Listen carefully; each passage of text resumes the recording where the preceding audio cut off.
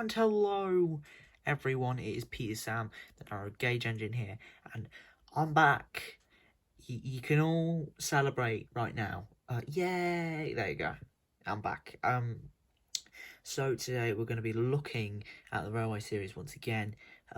This is a series that I do reviewing 2 books of the Railway series at a time, comparing them, and then seeing which one out of the 2 is better, and overall my opinion on them. I do 2 at a time, if you didn't know, because 26 episodes is a lot, so halving that is just better for me. So we'll jump right in. Today's episode is on 4 Little Engines and Very Old Engines. I've heard that Very Old Engines is like the rarest collectible like Railway series book you can get. I don't know why, because you'll see my opinions on it later, but I don't think it's all it's cracked up to be. So yeah, we'll skip sort of the background because I think we all get the idea now. And we'll just move into 4 Little Engines, the 10th volume, released some point 55, probably. Now let's jump right in with Skarloey Remembers. This is a very sweet tale about Skarloey, his memories of working his railway with his friend Rheneas, and just recounting that tale to Edward as he goes for repairs because of the events of Old Iron. Now, I don't really dislike this as much as I just find it the bog standard of what you'd expect from an Audrey story. It's very basic. It's just sort of a back to basics thing. He's probably done because it's a new railway, therefore we need like a new start with stories and ideas. I don't blame him for that, but I do think it could have used a bit more spice. Considering what we see later on in the book, this story is definitely weak and draws a lot of comparisons to the amazing story of Peter Sam and the Refreshment Lady. I am not saying that for any particular reason other than my opinion. Alright?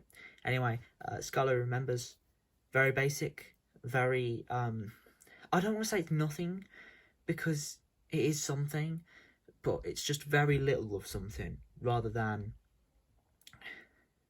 a very, very nothing. I don't know what I'm saying.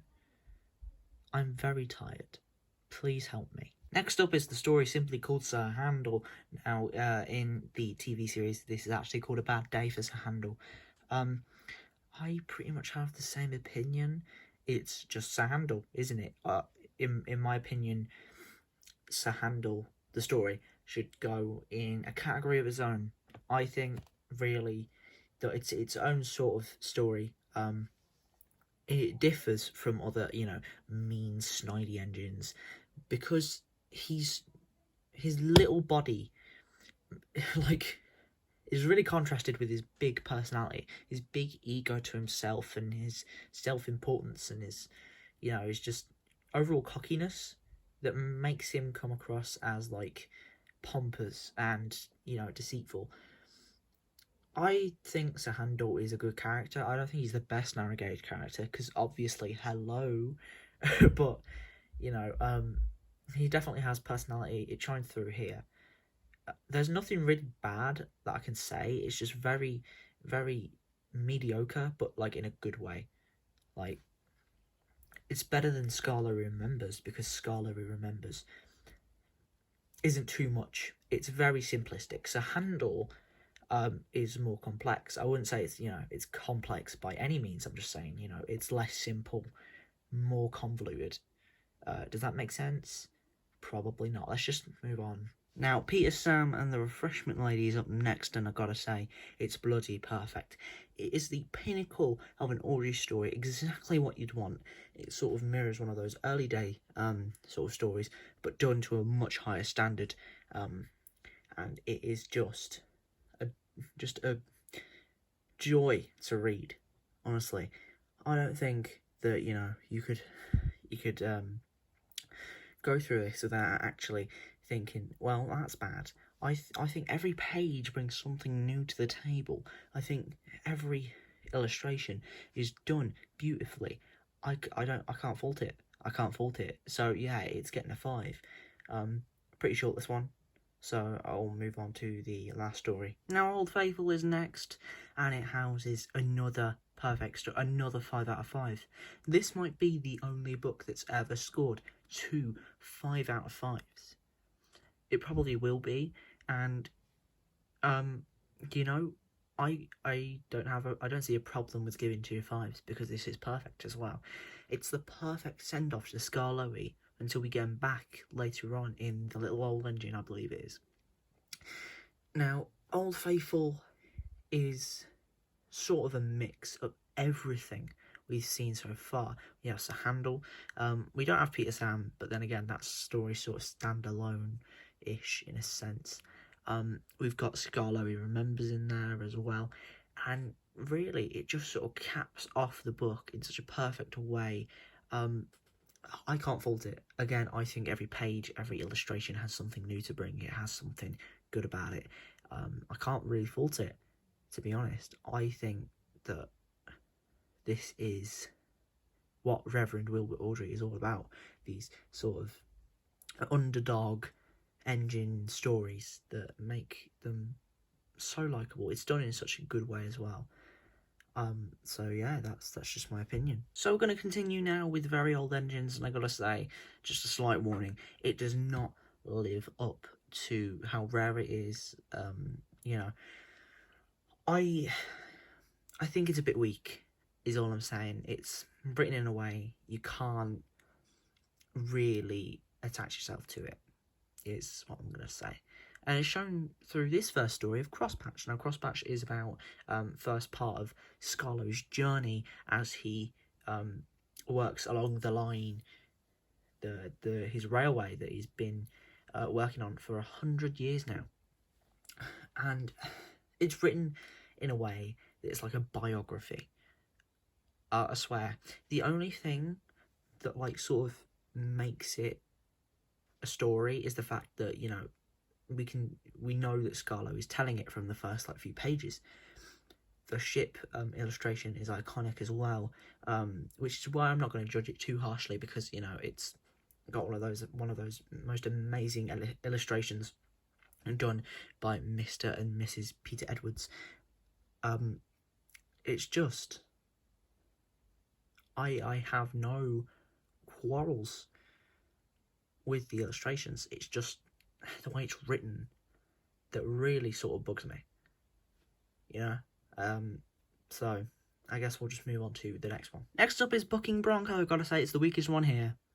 I'm just going to go straight out with it. This is the weakest story of the 4. And that's mainly due to A, the way it's written, and B, the story. 2 things that, majorly impact a good story. Now, Skarloey is let out. He's let out from his place of, punishment, and he's given a chance with an inspector, and his bouncing, his uncontrollable bouncing that occurs, which is really a result of him having no back wheels and, no cab, gives him more misfortune. It just puts him through more. It's just annoying, because it's really written as a biography. And since we're judging these stories one at a time, singularly, and yet Crosspatch and Bucking Bronco have such strong ties, this is practically a useless story, because, again, it's sort of, you have to cut those strong ties, even though, it is sort of a 2-parter. It sort of segues. I just really find it boring. It was a chore to get through. And, if you're considering getting this one, I'd say really don't give it the time of day, at least these 2 stories, because they're neither interesting or written in a way that's usual to the Railway series, I'd say. I'd say that these two are really quite dull. But it gets better though, and we are going to look at the better ones next. Stick in the Mud is decent. It's not amazingly spectacular. It's just one of those classic stories you get, where one engine calls another engine something, and then the insult they give is taken literally and put upon the engine that insults, and the insulted engine comes and rescues. It's seen in Dirty Objects and other stories like that. This one's really not that special. It just happens earlier on than all of the rest of them. So it's just the same thing. The same formula. It's decent. I have really no problems with it, apart from the fact it's sort of a repeat story, but that happens all the time.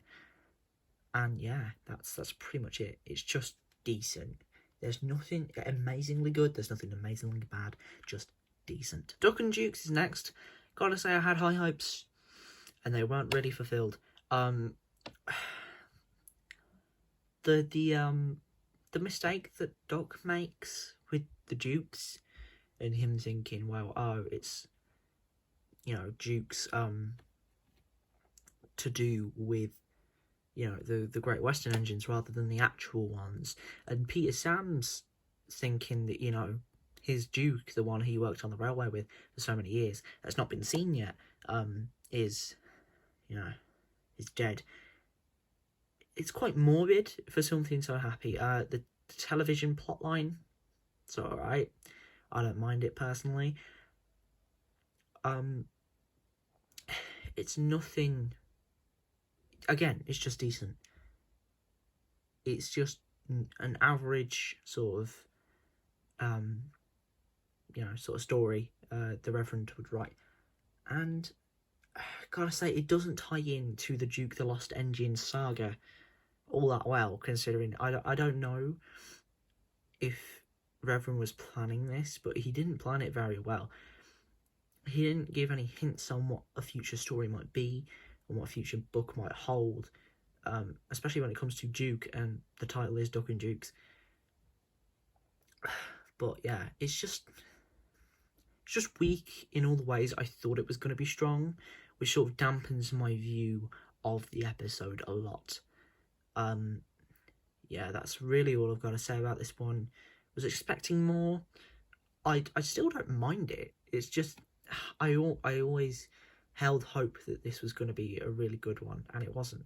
So we'll just go to the scores, and let's see what they all get. Going from the Four Little Engines down as always, Scarlet Remembers 2 out of 5, Sir Handel 3.5 out of 5, Peter Sam and the Refreshment Lady 5 out of 5, Old Faithful 5 out of 5, giving a total of 7.75 out of 10. Very Old Engines, Crosspatch 2.5 out of 5, Bucking Bronco 2 out of 5, Stick in the Mud 3.5 out of 5, Duck and Dukes 3.5 out of 5, giving a total of 5.75 out of 10. Well, it's quite clear the winner of this round goes to Four Little Engines.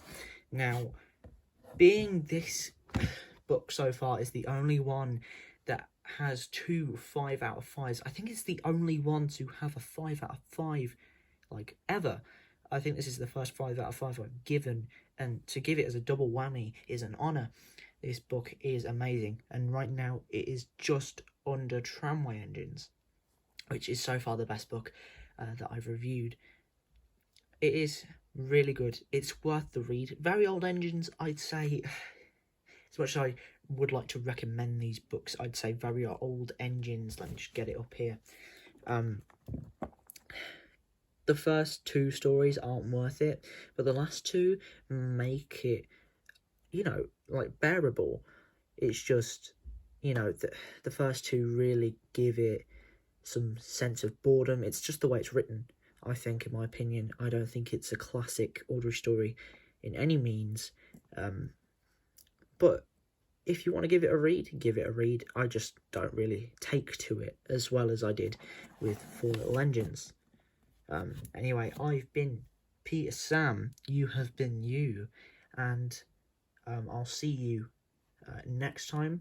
Oh, quick disclaimer, There is one last episode of Tales from the Railway coming out for season 2, and then it's straight on to Locomotives. I want to make this clear. Locomotives is in no way going to be the only thing on my channel from now on. This series is still going to continue. It's just Tales from the Railway has been stopped for a while. Whether I start season 3 of Tales from the Railway or start something else or continue with the Locomotives is unknown to me. I don't know how you guys are going to take it, so we'll see. Anyway, that's been the Rating the Railway series episode something 7, 8. Anyway, see you later.